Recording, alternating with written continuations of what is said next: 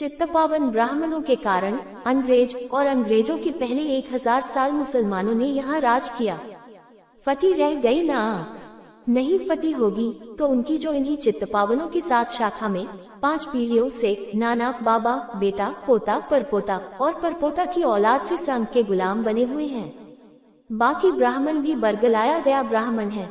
यदि वह गलतफहमी में है तो समझ ले, ये चित्तपावन मुगलों, शक गजनबियों के यहाँ आने पर सबसे पहले तेल लगाना शुरू करने के माहिर हैं।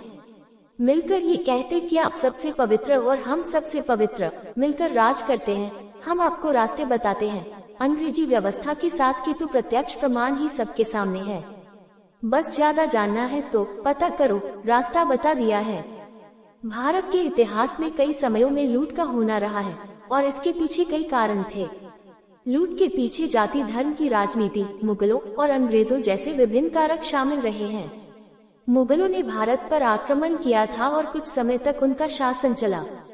कुछ मुगल सम्राटों ने अपने आक्रमणों में धन, संपत्ति और स्वामित्व की लालसा के कारण भारतीय समूहों और संस्थाओं को लूटा। ब्रिटिश राजकाल में भारत लूट और अर्थव्यवस्था के लिए ब्रिटिश सरकार द्वारा अन्यायपूर्ण कार्रवाई की गई। व्यापार, उद्योग और श्रमिकों को बदले भुगतान के रूप में लूटा गया और भारतीय राज्य की संपत्ति विदेशी नियंत्रण में आई। जाति धर्म की राजनीति भी भारत में अधिकांश ऐतिहासिक कालों में उत्पन्न लूट का कारण रही है। जाति, धर्म और अराजकता के आधार पर विभाजित समाज के कुछ तत्वों ने सामाजिक और आर्थिक विवादों को बढ़ावा दिया और लूट की प्रवृत्ति को बढ़ाया। इन सभी कारकों ने भारतीय इतिहास में लूट की प्रवृत्ति को भविष्य में अधिकारी बनाने में सहायता की है। लेकिन लूट की प्रक्रिया का समग्र विश्लेषण अत्यंत संगठित और विस्तृत हो सकता है, जिसके लिए विशेषज्ञता और विशेष अध्ययन की आवश्यकता होती है। भारत को आजाद हुए 70 साल से ज्यादा हो गए हैं और यह आजादी 200 साल की गुलामी के बाद मिली थी। ब्रिटेन ने इन 200 सालों में भारत को बहुत लूटा और भारत की अरबों की संपत्ति लेकर चले गए। लेकिन कभी आपने यह अंदाजा लगाया है कि इन 200 सालों में भारत की कितनी संपत्ति को लूट लिया गया? आज आपको इस सवाल का जवाब मिल जाएगा। आपने सुना होगा कि भारत को सोने की चिड़िया कहा जाता था, लेकिन ब्रिटिश शासन के बाद भारत का काफी धन लूट लिया गया। वैसे तो इसका अंदाजा लगाना ही काफी मुश्किल है, लेकिन प्रसिद्ध अर्थशास्त्री उत्सा पटनायक ने वो संभावित रकम बताई जितनी भारत से लूटी गई है।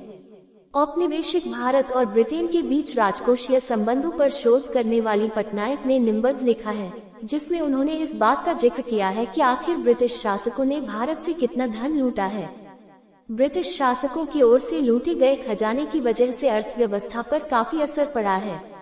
200 साल तक देश में अत्याचार करने वाले अंग्रेज वापस लौट तो गए, लेकिन इतने समय में उन्होंने हमारा काफी धन लूट लिया।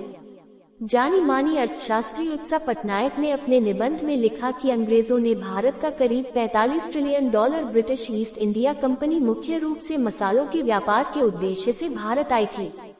इसके अलावा वे रेशम, कपास, नील, चाय और अफीम का भी व्यापार करते थे।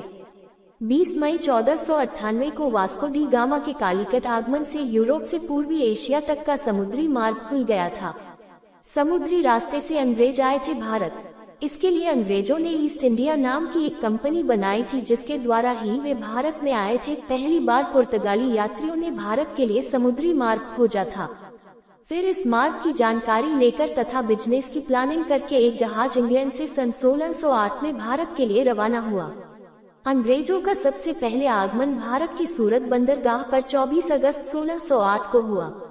अंग्रेजों का उद्देश्य भारत में अधिक से अधिक व्यापार करके यहाँ से पैसा हड़पना था। 1615 ईस्वी में जहांगीर के शासनकाल में सर थॉमस रो को अंग्रेजों ने अपना राजदूत बनाकर जहांगीर के दरबार में भेजा। 24 अगस्त 1608 को व्यापार के उद्देश्य से भारत के सूरत बंदरगाह पर अंग्रेजों का आगमन हुआ था, लेकिन 7 वर्षों के बाद सर थॉमस रो जेम्स प्रथम के राजदूत की अगुवाई में अंग्रेजों को सूरत में कारखाना स्थापित करने के लिए शाही फरमान प्राप्त हुआ।